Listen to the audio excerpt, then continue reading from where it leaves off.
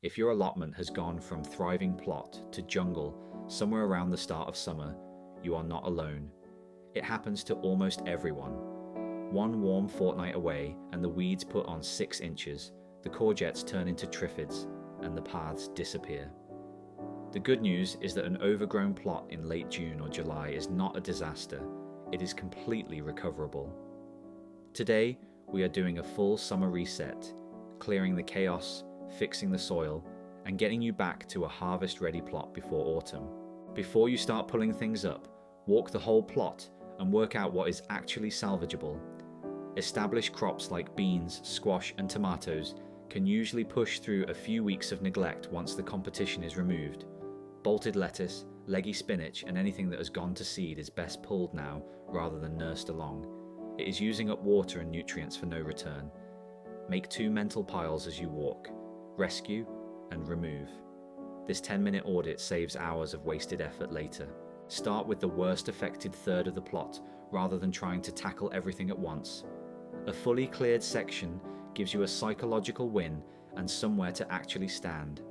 Cut tall weeds and grass down with shears or a strimmer before pulling roots, since cutting first stops seed heads scattering everywhere as you work. Bindweed and couch grass need their roots traced and removed by hand where possible, because any fragment left behind will resprout within a fortnight. Bag up anything that has already set seed. Everything else, softer green growth, can go straight on the compost heap. Once the bed is cleared, the soil underneath is often compacted and depleted, especially if weeds have been drawing nutrients out of it for weeks. Fork it over to a spade's depth, breaking up compaction without fully inverting the soil structure. Work in a couple of inches of well-rotted compost or manure as you go. This is the single biggest favour you can do a tired bed in summer. If the soil is bone dry underneath the surface, give it a thorough soak the evening before you fork it over. Working dry soil just turns it to dust and damages structure. Late June and July are not too late to get a worthwhile harvest before the year is out.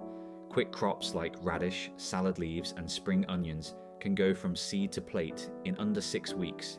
Beetroot, dwarf French beans, and courgettes, sown now, will still crop well into September. For an autumn and winter harvest, this is also prime time for purple sprouting broccoli, kale, and leeks if you can get hold of young plants rather than starting from seed. Match what you plant to how much growing season is actually left, and you will avoid the disappointment of a frost-catching half-grown crops. A reset plot needs a proper routine to stay that way, because summer growth, weeds included, does not slow down once you walk away again.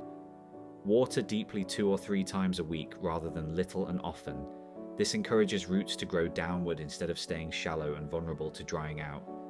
A 2-inch layer of mulch, whether that is straw, grass clippings, or homemade compost, cuts watering needs dramatically and suppresses regrowth of the weeds you have just cleared.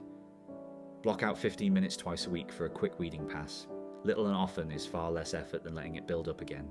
While you are clearing, keep an eye out for slug damage, black fly clusters on bean tips, and the first signs of blight on tomato leaves, since all 3 spread fast in warm, humid summer weather.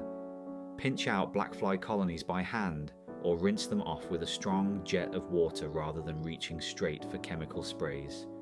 Remove any blighted tomato or potato foliage promptly and bin it rather than composting it to stop spores spreading through the plot. A few minutes of vigilance now is far cheaper than losing a crop in August.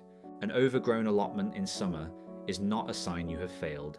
It is just what happens when life gets in the way of a hungry plot. Clear it in sections, feed the soil as you go, choose crops that suit the time you have left, and put a simple watering and weeding routine in place to keep it that way.